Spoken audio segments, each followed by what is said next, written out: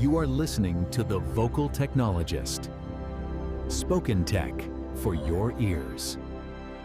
When a company decides it needs to restructure, there's like a traditional playbook we all kind of expect, right? Oh, absolutely. The town halls, the consultants. Exactly. You get the consultants in the expensive suits talking about synergies. Right. And then there's this really slow, agonizing phase out of departments that takes, several quarters. It basically moves like trying to steer a battleship. Yeah, you have to chart the course miles in advance just to change your direction by a few degrees, which, gives everyone in the market ample time to see exactly what you're doing. Right. Your competitors can just adjust their strategies while you're slowly turning the ship. But at 6:05 a.m. on a recent Tuesday, Coinbase basically vaporized an entire battleship with a single email. A single morning email. It's wild. It really is.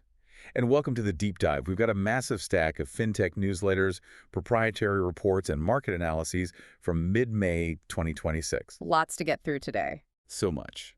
And our mission today is to really unpack these sources for you because they are pointing to this hidden tectonic shift happening in the financial world. Yeah, and we're not just talking about companies buying, software subscriptions to use AI for better marketing copy. Right. No, we are talking about AI completely rewiring the organizational DNA and the broader operating system of global finance. Because to understand the future of your wallet and really the economy you're navigating every day, we have to look closely at these new institutional shapes being formed. Yeah. The most aggressive tech and finance companies are fundamentally altering how human beings and capital interact with technology. Okay, let's unpack this shift, starting with that morning at Coinbase. Imagine waking up, checking your phone, and reading a company-wide email from your CEO, Brian Armstrong. Yeah, not the best way to start a Tuesday.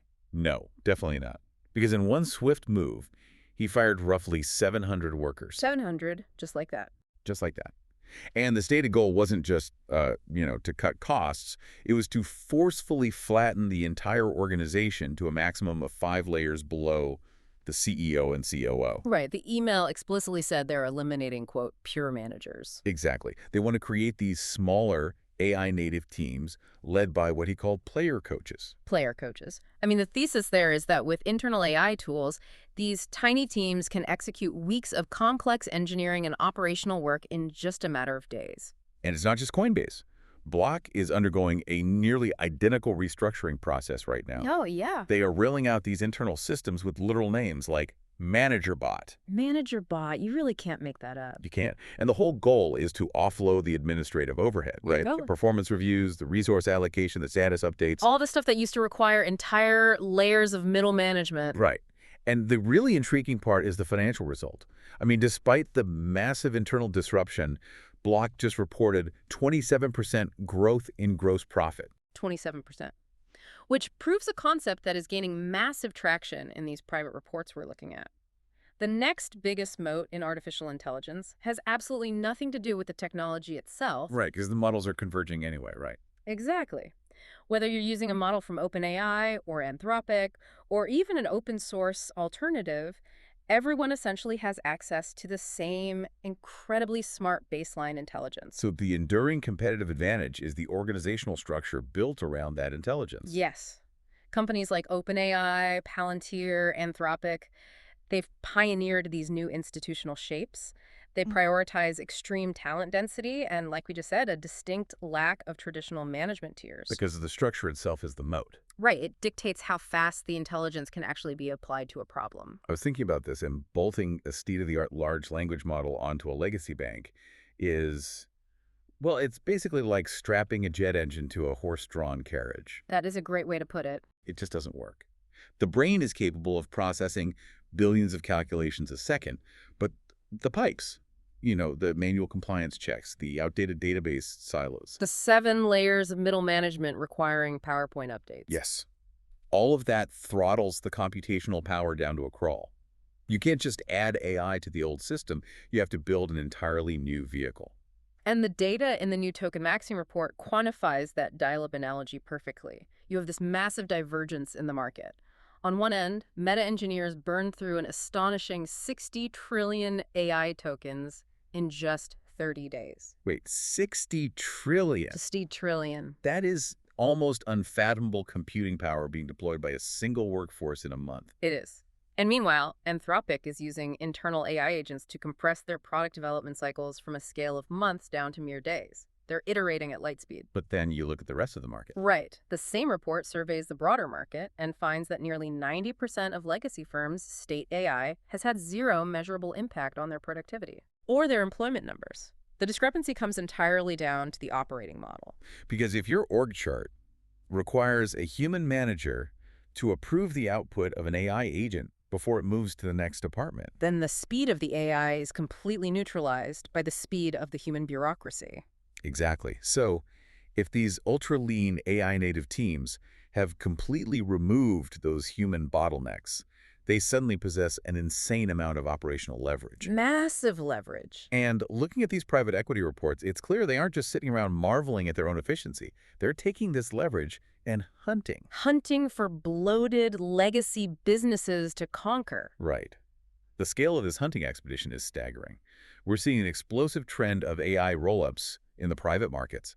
Look at Long Lake Management. Oh yeah, the Amex deal. Yeah, they just executed a $6.3 billion take-private acquisition of American Express Global Business Travel. And what's fascinating here is that a traditional enterprise software company would approach Amex GBT and try to sell them an AI tool for, a monthly licensing fee. Right, the classic SaaS model. But the new private equity playbook skips the software sale entirely. They just buy the legacy business outright. They buy it, apply horizontal AI platforms like Nexus to automate the massive human-heavy workflows, and then capture all of that newly created operating leverage internally as profit.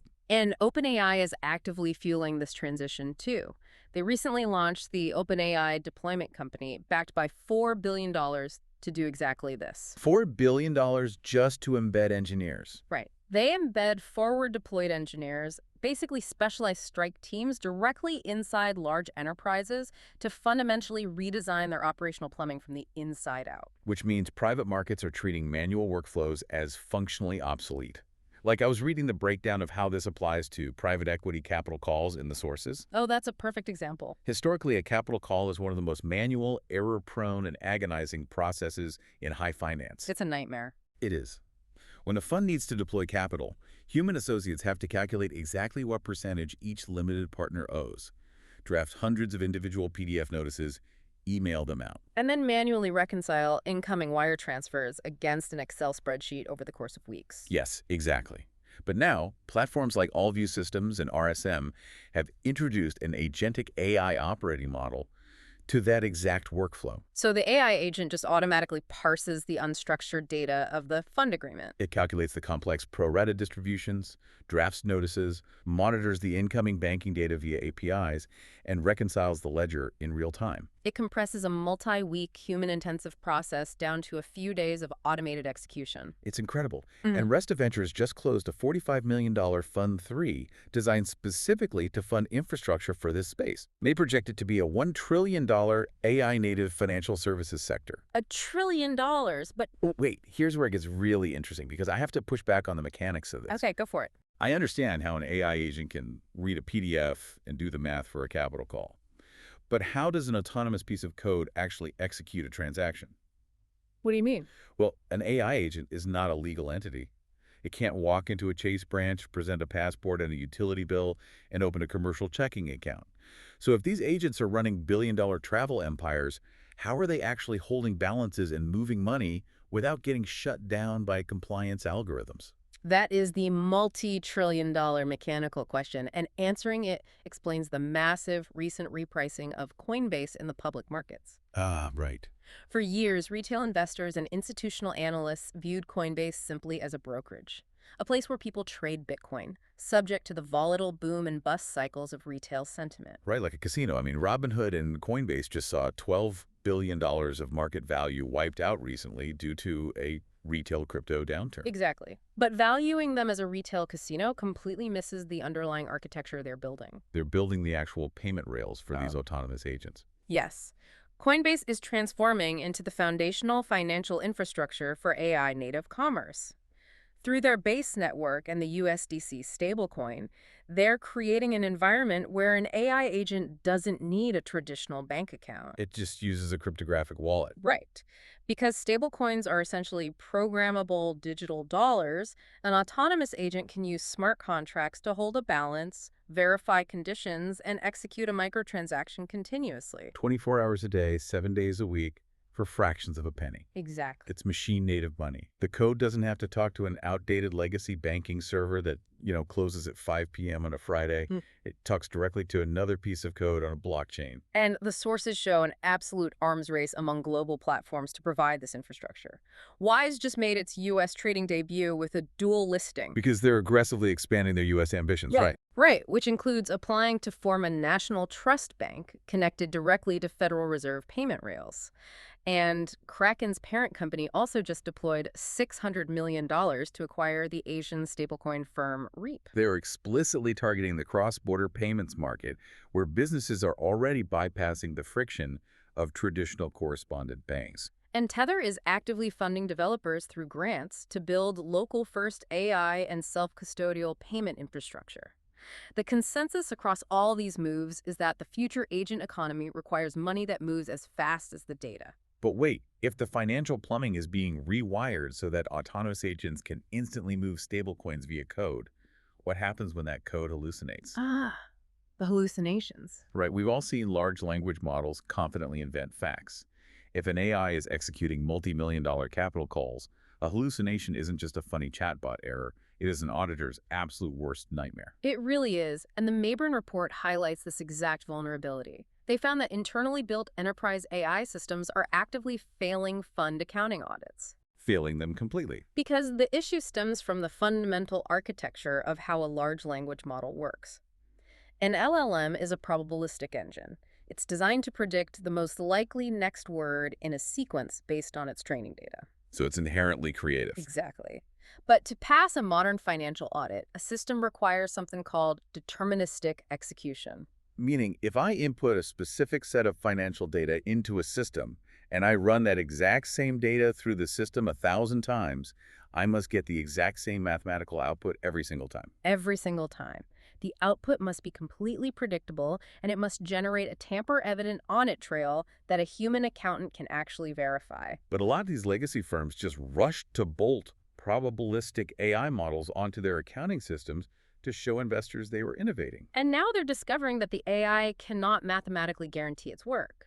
The report emphasizes that building a deterministic architecture around an AI forcing the probabilistic brain to interact with rigid, verifiable mathematical tools is the true compliance mode. The security implications of getting this wrong are terrifying. Oh, absolutely. I mean, the sources mention Anthropic deploying an internal AI tool called Mythos, specifically to test cybersecurity defenses. When they pointed Mythos at the cyber defenses of legacy U.S. banks, the AI uncovered hundreds of critical vulnerabilities. Hundreds. The AI was able to find blind spots in the legacy architecture that human security teams had missed for years. Which is why lawmakers are scrambling to address this complex intersection of AI capabilities and decentralized finance. The Senate recently proposed the Clarity Act, which attempts to establish a comprehensive regulatory framework for digital assets. Right. And to be clear, we are just looking at what the legislation proposes here, not taking a stance on it. Of course, the legislation focuses on defining the legal distinction between when a digital token acts as a security versus a commodity, while also trying to mandate strict reserve and operational guardrails for stablecoins. And proponents of the legislation argue this kind of defined framework is necessary to ensure the United States remains the global hub for digital asset and AI innovation, while simultaneously addressing concerns surrounding anti-money laundering enforcement, consumer protection, and broader systemic risk. But what happens to companies that try to scale fast without this rigorous, product-driven AI architecture? Well, the tension lies in balancing the desire for innovation with the reality that skipping rigorous compliance architecture has devastating consequences. We have two stark examples of this failure in our sources. Okay, let's hear them. The first is the recent bankruptcy of Parker. They were an e-commerce fintech startup offering corporate cards. They managed to raise over $200 million in venture funding during a massive growth cycle. And today? Today, they are filing for Chapter 7 liquidation. Wow, $200 million entirely wiped out. Entirely. The analysis points directly to poor underwriting models and a critical lack of oversight from their banking partners. They scaled their lending volume aggressively without building a deterministic, sound product architecture to actually manage the risk. And was a second example. The broader historical cautionary tale of PayPal. The original founders, the famous PayPal Mafia, left the company and utilized tech-native, highly adaptable organizational shapes to build generation-defining companies like Tesla, Palantir, LinkedIn, YouTube. They maintained a rigorous focus on product innovation. Exactly. Meanwhile, the legacy PayPal organization they left behind stagnated. They prioritized sheer payment volume and minor optimizations over building new, differentiated product architectures. And that complacency left them entirely exposed to newer, more integrated competitors like Apple Pay. It demonstrates that relying on past distribution metrics without evolving your underlying institutional shape is basically a death sentence in this new environment. So let's shift our focus to how this massive backend rewiring the multi-billion-dollar private equity buyouts, the shift to deterministic audits, the stablecoin infrastructure. How is all of this fundamentally changing the financial reality for everyday consumers? The impact on the consumer level is immediate and aggressive, particularly in how credit is underwritten and distributed. Right, like a firm announcing that highly aggressive strategic push to reach $100 billion in gross merchandise volume. To achieve that scale, they aren't relying on traditional FICO scores. They are deploying transformer-based AI underwriting models. Right. And to understand why that matters, consider how a traditional credit score works. It's a static snapshot looking backward at a very narrow set of financial behaviors, primarily your history of paying off debt. Whereas a transformer-based AI model can ingest vast amounts of dynamic, unstructured alternative data. Exactly. It can analyze the subtle timing of cash flows in your checking account, the specific types of merchants you frequent, and micro patterns in your spending behavior to predict your real-time likelihood of repayment far more accurately than a static 3-digit number. And the distribution of these new AI credit models is what makes them so powerful. Google just integrated both Affirm and Klarna directly into the Google search interface and their Gemini AI app. So when you search for a new laptop, the AI doesn't just return a link to a store. Right. It instantly runs a background analysis and offers you a personalized, AI-underwritten buy now, pay later loan directly within the search results before you even reach a checkout page. Digital banks are utilizing similar mechanics. Chime just reported its first profitable quarter as a publicly traded company, boasting over 10.2 million active members. And they achieved this by evolving from a simple checking account into a comprehensive financial operating system that leverages alternative data to offer instant, AI-driven loans and earned wage access. And Credit Karma is taking this concept of alternative data even further. They launched a new product called Credit Spark, specifically targeting the estimated 17 million Americans who are, quote, credit invisible. Meaning they have absolutely no formal credit history for a traditional bank to evaluate. Right. So Credit Spark uses AI to ingest alternative data sources like years of utility bills and cell phone payments. The AI parses the variability in those payment histories to establish a reliable risk profile from scratch, instantly bringing millions of people into the credit system. It creates unprecedented access to capital. It does. Yeah. But, and if we connect this to the bigger picture, the macroeconomic data beneath this wave of frictionless credit paints a highly concerning picture. The pandemic-era financial buffers have been completely exhausted. Completely. Data from the first quarter of 2026 reveals a severe domino effect in consumer defaults. Among borrowers who are currently defaulting on their student loans, 40% are simultaneously behind on their auto loan payments. And an alarming 57% are delinquent on their credit cards. The AI is making it frictionless to borrow money at the exact moment of intent, whether you're searching on Google or checking out online. But the AI cannot invent the income required to pay that debt back. And traditional banks are really feeling the squeeze of this consumer strain. Because households are stretching their limited discretionary income across multiple alternative credit products, banks are aggressively pivoting their strategy to focus entirely on travel rewards. Travel remains the last bastion of high-margin emotional discretionary spending. Yeah. Banks are utilizing travel perks to fight desperately for top-of-wallet status, just trying to capture whatever healthy transaction volume is left. Meanwhile, The rapid, unregulated expansion of these AI-underwritten loans has triggered significant pushback from lawmakers. A coalition of Democratic senators is currently demanding answers from the major credit bureaus, Equifax, Experian, TransUnion, regarding exactly how buy now, pay later data is being reported. And integrated into traditional files. The inquiry really exposes a massive blind spot: the lack of transparency in how multiple fragmented AI loans interact to affect a consumer's overall financial health and, their ability to secure a traditional mortgage later. It proves that just because an ecosystem is powered by sophisticated AI and vast amounts of data, it does not mean the outcomes are democratized or beneficial for the average person. Oh, absolutely. Look at the data coming out of prediction markets like Polymarket. These platforms were championed as the ultimate democratization of forecasting, allowing anyone to trade on future events. But a comprehensive analysis by the Wall Street Journal completely stripped away that narrative. They found that a mere 0.1% of all accounts on Polymarket capture 67% of the total profits generated on the platform. 0.1% taking 67% of the profits. That is not a democratized market. That is a Shark Tank. It really is. The retail participants drawn in by the hype are essentially acting as liquidity for a tiny fraction of highly sophisticated actors. Because the retail users are trading manually, while the sharks are deploying advanced quantitative models and autonomous AI agents to extract value at superhuman speeds. It serves as a microcosm for the entire financial shift we are discussing. When autonomous systems interact with human participants, the entity with the superior operating architecture almost always extracts the majority of the value. Man, so what does this all mean? We have tracked an incredible transformation today. We started with the realization that the true moat in this new era isn't the AI itself, but the organizational structure built around it. The player coaches replacing the middle managers. Right. We explored how strike teams and private equity firms are using that operational leverage to hunt legacy companies, automating massive workflows like capital calls down to a few days.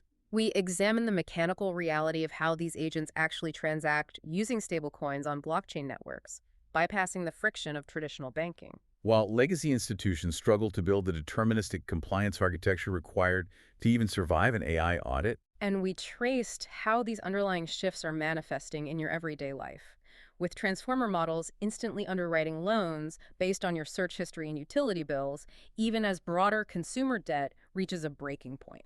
The critical takeaway for you as a listener is recognizing that the institutions managing, lending, and moving your money are altering their fundamental DNA.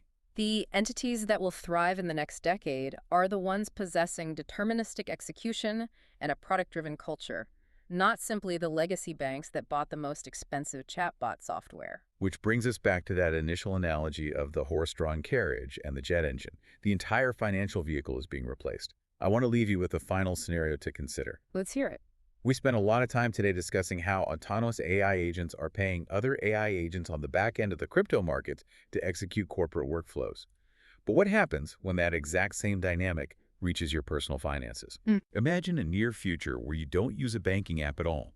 Instead, your personal AI agent negotiates in milliseconds with a bank's AI agent to secure the mathematically perfect mortgage rate, or instantly routes your daily spending to optimize the highest possible travel rewards across a dozen different platforms. Bypassing the humans entirely. Entirely. Imagine a world where your personal agent completely bypasses human marketing campaigns, ignores traditional FICO credit scores, and negotiates ruthlessly for your bottom line against the bank's bottom line. In a world defined by autonomous agent-to-agent finance, will you even need to manage your own money 5 years from now? Spoken Tech for your ears.